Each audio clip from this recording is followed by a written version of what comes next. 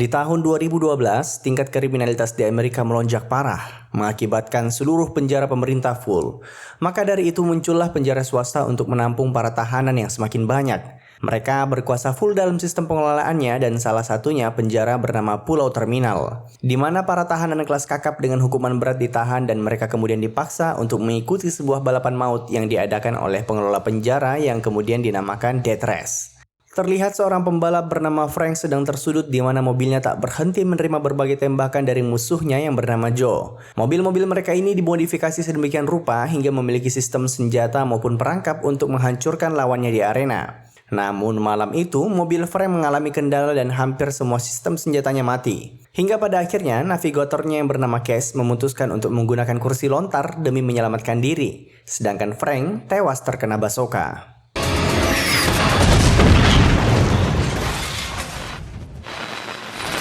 Di lain sisi, film mulai menunjukkan tokoh utama dari film ini, si botak bernama Jensen Ames. Sehari-hari ia bekerja di sebuah pabrik baja dan kebetulan hari itu merupakan hari terakhirnya bekerja di sana. Karena pabrik itu akan tutup karena bangkrut. Setelah bekerja pontang-panting selama seminggu, Ames bersama kawan-kawannya antri untuk menerima gaji. Namun nominalnya sangat kecil, yang membuat amarah para buruh langsung memuncak. Tapi pihak perusahaan sudah mengantisipasi hal tersebut dengan membayar aparat hukum untuk melindungi mereka.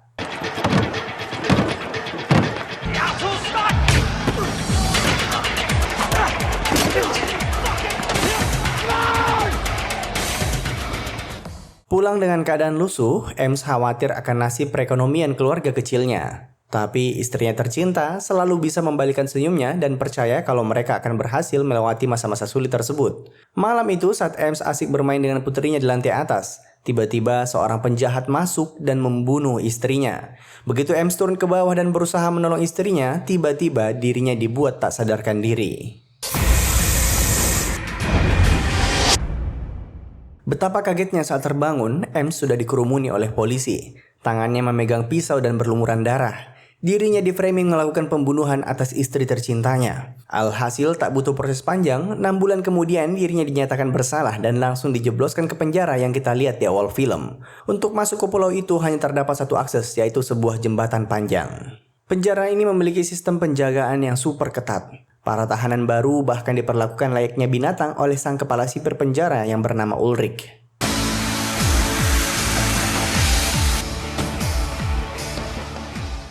Malam itu, Ames diantar memasuki ruang selnya, dan terlihat dalam satu sel terdapat 4 orang. Belum lama Ulrich meninggalkan Ames, terdengar suara keroyokan yang ia pikir Ames habis digebuki oleh teman satu selnya. Tapi ternyata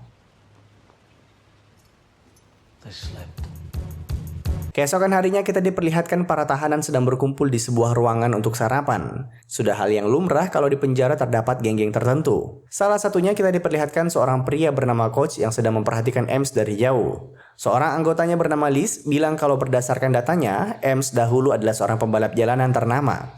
Bahkan rekor mengemudinya belum ada yang bisa menyaingi sampai sekarang. Di lain sisi, Ames yang baru saja mencoba menikmati sarapannya, tiba-tiba diganggu oleh tahanan lainnya yang dipimpin oleh seseorang bernama Pachenko. Tak hanya makanannya diludahi, tapi Pachenko juga tak berhenti menghina almarhum istrinya.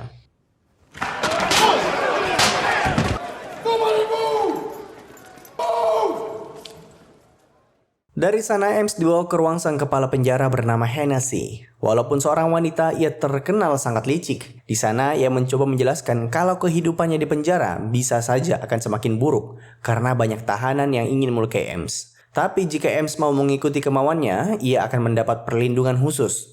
Hennessy mulai menjelaskan kemauannya di mana seperti yang kita lihat di awal film. Penjara ini menyelenggarakan sebuah balapan bernama Death Race. Di pertandingan terakhir, pembalap kesayangannya bernama Frank harus mati terkena basoka, dan Hennessy ingin Ames menggantikan posisinya. Di mana ia akan berpura-pura sebagai Frank dengan menggunakan topeng yang biasa ia gunakan. Nah, kenapa sosok Frank berharga bagi Hennessy? Karena setiap perlombaan ini mereka tayangkan secara live di sebuah website. Penontonnya sampai puluhan juta, dan itu menjadi sumber cuan yang sangat berlimpah. Frank adalah salah satu sosok pembalap yang memiliki banyak penggemar. Jika sosoknya hilang, maka jumlah penonton akan merosot tajam dan mereka kehilangan pemasukan.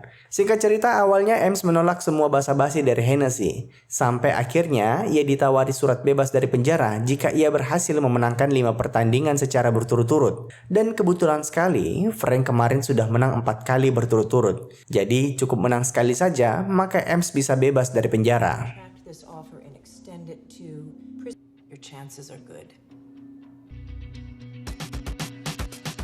Ems kemudian dibawa ke sebuah gudang yang merupakan bengkel dari para tim pembalap di sana. Ia diperkenalkan dengan anggota timnya yang tak lain adalah coach dan 2 orang temannya yang tadi kita lihat. Saat ini tak ada yang tahu kalau Ems akan menggantikan Frank, kecuali anggota timnya. Mereka yang mencoba membongkar rahasia ini dijamin akan dihabisi oleh Hennessy. Dari sana ia dibawa untuk melihat kendaraan yang akan digunakan. Terlihat sudah dimodifikasi sedemikian rupa hingga memiliki berbagai senjata, bahkan jendelanya saja kaca anti peluru. Oh iya, seluruh senjata ini tak memiliki peluru. Amunisi baru akan diberikan kepada pembalap beberapa jam sebelum pertandingan. What's that?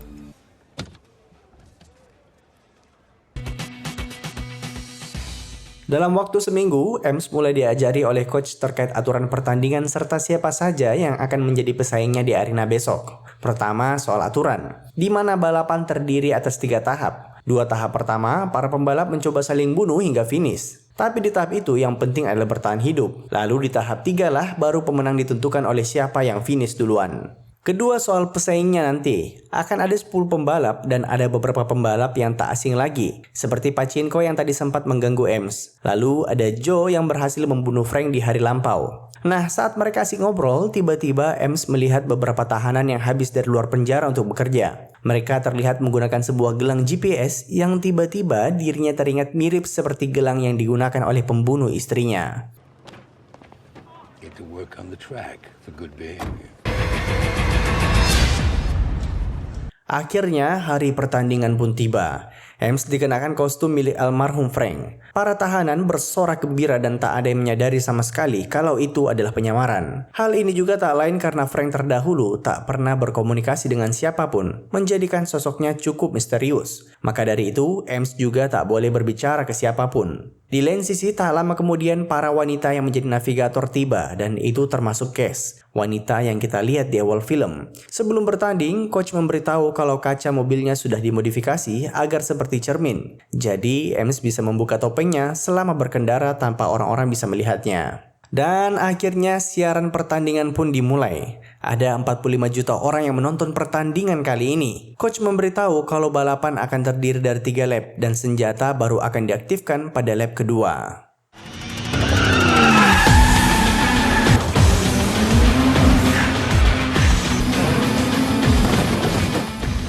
Di awal pertandingan terlihat Ems cukup kesulitan. Para pembalap lainnya terus menyerangnya dari berbagai sisi. Tapi pada akhirnya ia mulai terbiasa dan Ems kembali menduduki posisi pertama.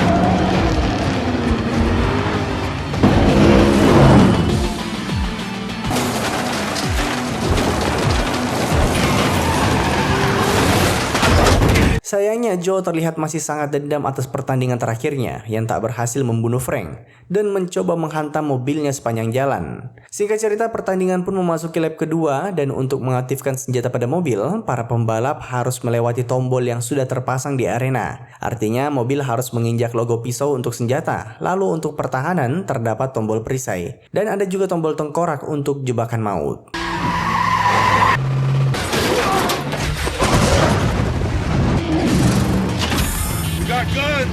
Dari sini persaingan para pembalap semakin ketat. Mereka saling melontarkan senjata ataupun bertahan dari serangan. Mereka yang mobilnya hancur di tengah balapan, ujung-ujungnya juga mati tertabrak oleh mobil lainnya.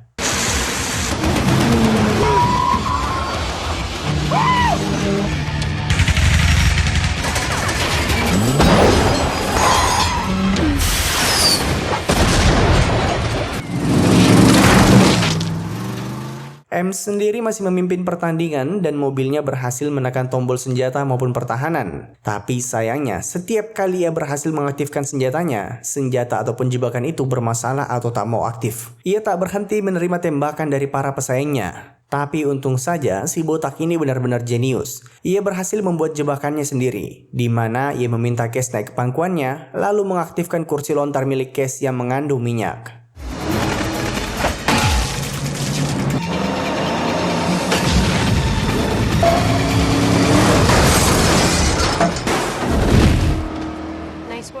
Singkat cerita, di ujung balapan mobil Ems berpapasan dengan lawannya si Pachinko. Dan tiba-tiba ia melakukan selebrasi yang percis seperti pembunuh istrinya di malam itu lakukan.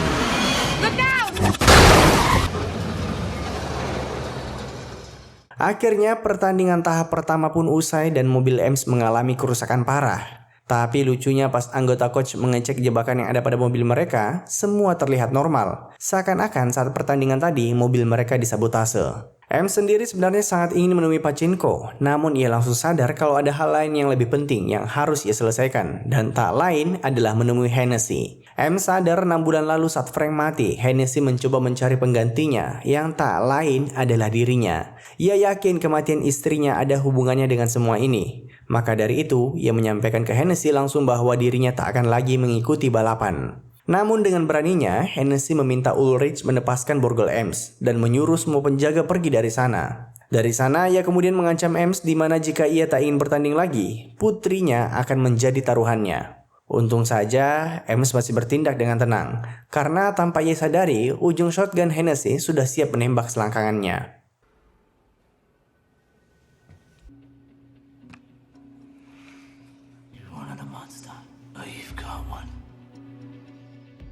Sore itu ia termenung memikirkan kabar putrinya tercinta. Tiba-tiba coach datang dan keduanya saling berbincang. Di mana ternyata coach bukanlah seorang tahanan seperti yang lain. Ia mantan napi namun kehidupan luar tak cocok dengannya dan memilih untuk tetap di sana dan membangun mobil impiannya. Coach sebenarnya yakin kalau Ems bukanlah seorang pembunuh. Baginya tuduhan yang dijatuhkan kepada Ems adalah omong kosong. Mendengar hal itu, Ems pun mulai mengutarakan kalau semua ini tak lain adalah ulah Hennessy walaupun ia belum memiliki bukti yang cukup kuat.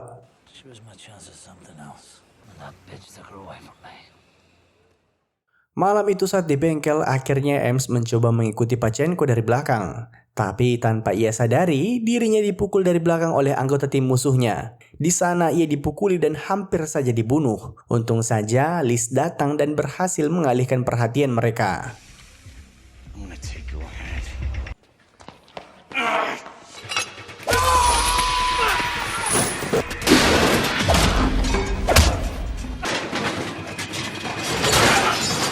Setelah dihajar habis-habisan, akhirnya Pachinko langsung buka mulut kalau ialah yang membunuh istrinya atas perintah Hennessy. Ternyata malam itu Ulrich juga ikut andil.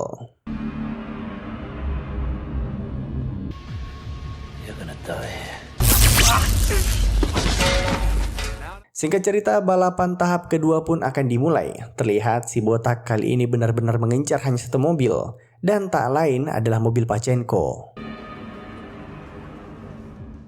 Tapi sebelum pertandingan dimulai, terlihat Ems memilih untuk start di urutan paling belakang demi membuat Cash mengaku. Di mana dialah dalang dari mengapa senjata ataupun perangkap pada mobil Ems tak berfungsi kemarin. Setelah diancam akan dilontarkan dari mobil dengan kecepatan tinggi, akhirnya Cash mengakui perbuatannya. Tapi itu semua ia lakukan karena jika tidak, dirinya tak akan mendapatkan surat pembebasan dari Hennessy. Bagi Hennessy, sosok Frank sangat berharga untuk mengumpulkan pundi-pundi kekayaan. Jadi, ia akan melakukan segalanya agar Ems tak memenangkan pertandingan. Sabotages rear weapons. Why? Why would Hennessy want that? To keep Frank here. Akhirnya, setelah semua clear, Ems mengeluarkan skillnya dalam berkendara dan tak lama langsung menempati posisi depan, tepat di samping Pachinko. Mereka saling beradu namun tentu saja skill Ems jauh di atasnya. Hingga pada akhirnya ia berhasil menghancurkan mobil Pachinko.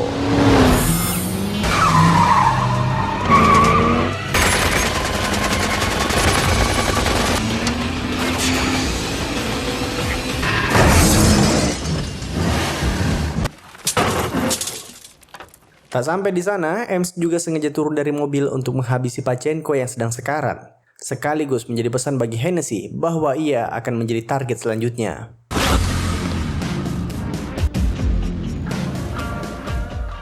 Di saat pertandingan berlangsung, tiba-tiba Hennessy mengeluarkan senjata rahasia, di mana sebuah truk tronton bersenjatakan lengkap ikut masuk ke arena. dengan tujuan cuma satu, yaitu untuk menghibur penonton sekaligus membunuh seluruh pembalap. Kali ini ia benar-benar tak peduli dan berusaha membunuh Ames bersama pembalap lainnya.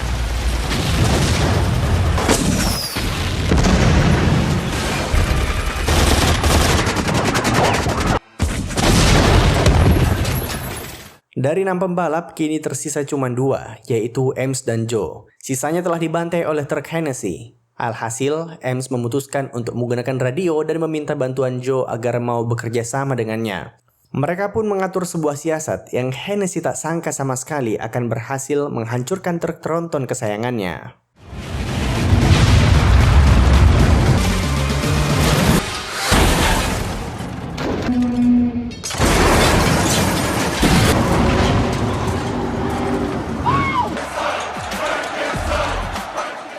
Malam itu Joe tiba-tiba mendatangi tim Ames dan menyampaikan kalau suara Frank tadi di radio sepertinya mirip seperti suara Ames. Ia menaruh curiga, namun untung saja Ames sekali lagi dengan tenang berhasil keluar dari situasi tersebut. Sedangkan Hennessy yang merasa terancam dengan kemampuan Ames memilih untuk mengatur sebuah rencana licik, di mana diam-diam ia meminta Ulrich untuk memasang bom di bawah mobil balapnya.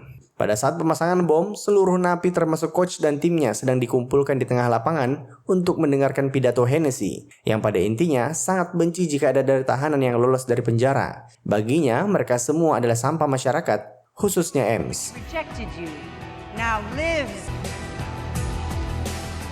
Tersisa beberapa jam sebelum pertandingan dan begitu mereka kembali ke bengkel, tiba-tiba coach meminta Ames untuk melihat sebuah rekaman. Entah apa maksudnya, namun setelah menonton video itu, Ames meminta mobilnya dimodif agar memiliki tangki bahan bakar tambahan. Lalu dari sana, ia juga berniat berbincang dengan Joe. Ia pun ke bagian bengkel timnya dan pas di sana, ia sempat hampir dipukuli. Di scene ini kita dibuat penasaran sebenarnya apa maksud dari tindakan Ames sejak tadi. Maybe he's thinking it's the other way around. Think you and Frank should have a little talk. Singkat cerita, beberapa menit sebelum pertandingan, saat Ames masih berada di ruang ganti, tiba-tiba Hennessy dengan siasatnya kembali muncul, di mana ia memberikan surat keterangan bebas penjara Ames yang sudah dirinya tanda tangani. Ia juga menawari Ames untuk bekerja sebagai pembalap tetap di Death Race jika berhasil memenangkan pertandingan kali ini. Lebih jauhnya, ia bahkan menghasut dengan mengatakan seandainya Ames pun bebas, apakah dirinya pantas untuk membesarkan putrinya yang saat ini sudah bersama orang tua angkat yang berkecukupan. Just something to think about. Akhirnya pertandingan pun dimulai. Terlihat kali ini mobil Joe dipenuhi dengan senjata bazooka. Sedangkan Cash juga sempat menyampaikan kalau Hennessy bilang ia harus membuat Ames kalah. Lucu karena berbanding terbalik dengan hasutannya barusan.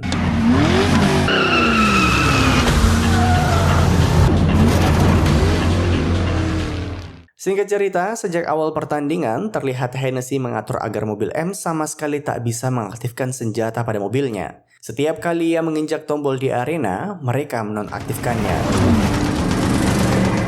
Deactivate that.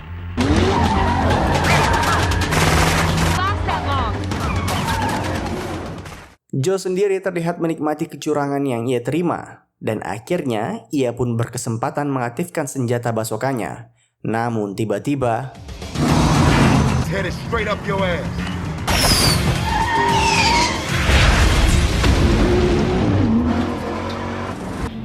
They're escaping.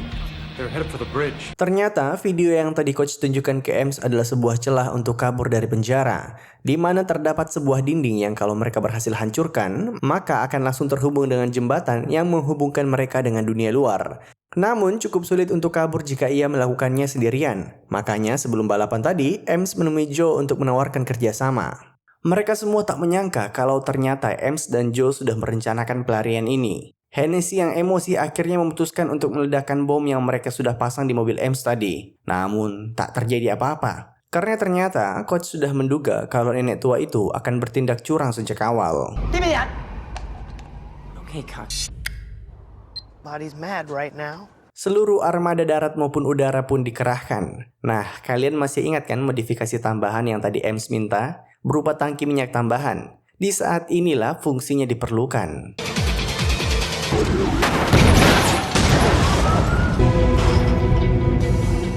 Very nice. Akhirnya mereka berhasil melewati jalur utama untuk kabur dari sana. Namun tetap saja mereka berdua masih saja dibuntuti oleh helikopter. Hennessy memerintahkan agar heli berfokus pada mobil Ames, sedangkan Joe berhasil melipir tanpa dihiraukan. Di saat terakhir, Cash dan Ames saling berpindah posisi. Cash rela berkorban ditangkap oleh para penjaga, sedangkan Ames lompat dari mobil saat pandangan pilot heli terhalau oleh bangunan pelabuhan.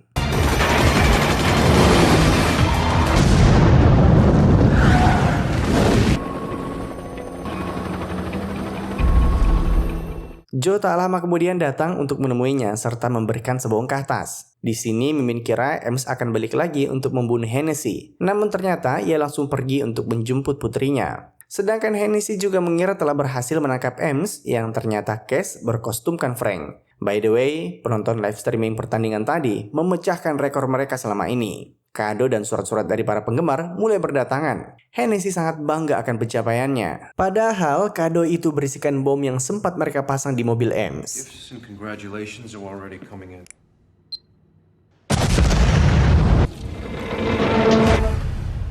Film kemudian menunjukkan waktu 6 bulan kemudian. Di sebuah wilayah di Miami, terlihat Joe bersama Ames sedang memperbaiki mobil tua. Ternyata sejak kejadian kemarin, mereka berdua mulai merintis karir bersama sebagai seorang montir. Tak lama kemudian mereka kedatangan tamu yang tak lain adalah Cash. Ternyata ia juga berhasil bebas karena malam pas pertandingan terakhir, Hennessy juga sudah menandatangani surat pembebasannya. Sedangkan putri Ames terlihat sedang menemani ayahnya bekerja. Ames percaya tak ada orang tua yang sempurna, namun ia akan mencoba melakukan yang terbaik untuk membesarkan putrinya tercinta. Dan dengan begitu, film pun tamat.